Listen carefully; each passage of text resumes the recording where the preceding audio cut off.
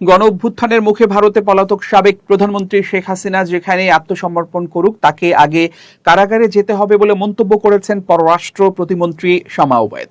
সোমবার দুপুরে গণমাধ্যম কর্মীদের সঙ্গে আলাপকালে এমনটা জানান তিনি। পররাষ্ট্র প্রতিমন্ত্রী বলেন, শেখ হাসিনা ভারত বা বাংলাদেশে যেখানেই আত্মসমর্পণ করুক আগে তাকে জেলে যেতে হবে। দণ্ডপ্রাপ্ত আসামির বক্তব্য সরকারের আমলে নেয়ার কিছু নেই। বন্দি বিনিময় চুক্তির আওতায় তাকে ফেরাতে কূটনৈতিক প্রক্রিয়া চলমান রয়েছে। শেখ হাসিনা দেশে ফিরলে আইনি প্রক্রিয়া কি হবে জানতে চাইলে পররাষ্ট্র প্রতিমন্ত্রী বলেন, শেখ হাসিনা বাংলাদেশে ফিরলে আইন অনুযায়ী আত্মসমর্পণ করতে হবে, ওনাকে জেলে যেতে হবে। সেক্ষেত্রে আইনের গতিতে চলবে। আসামি যদি আত্মসমর্পণ না করে রাজনৈতিক বক্তব্য দেয় তাহলে আমি মনে করি এসব উস্কানিমূলক বক্তব্য দিয়ে তার দলের পালিয়ে থাকা নেতাকর্মীদের জাগ্রত করার চেষ্টা করছে। এছাড়া তো আমি আর কোনো কারণ দেখি না। তিনি আরো বলেন, সরকারের পক্ষ থেকে ইতোমধ্যে প্রক্রিয়া শুরু হয়েছে।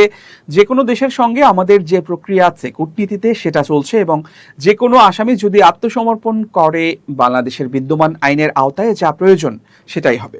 শেখ হাসিনার আত্মসমর্পণ নিয়ে এক প্রশ্নের জবাবে শামা ওবায়দ বলেন, উনি কি ভারতের নাগরিক? তাহলে ওখানে থানায় কি করবে না করবে এটা ওনার ব্যাপার, সেটা তো আমার ব্যাপার না। একটা আসামি কোথায় আত্মসমর্পণ করবেন এটা একেবারে ওনার ব্যাপার এবং এখানে সরকারের কোনো বিষয় না। উনি বিদেশে বাংলাদেশের মিশনে আত্মসমর্পণ করুক বা বাংলাদেশে এসে আত্মসমর্পণ করুক, প্রক্রিয়া একই, ওনাকে জেলে যেতে হবে। ওনার যে সাজা তা মুখোমুখি হতে হবে। আরেক প্রশ্নের জবাবে প্রতিমন্ত্রী বলেন, একজন আসামি কি বক্তব্য দেয় সেটা বাংলাদেশ সরকারের আমলে নেয়ার কথা না এবং নেবে না। বাংলাদেশের আইন অনুযায়ী একজনের সাজা হয়েছে, ইতোমধ্যে তিনি সাজাপ্রাপ্ত। আমাদের যে প্রক্রিয়া সেটা আগে থেকে চলমান আছে।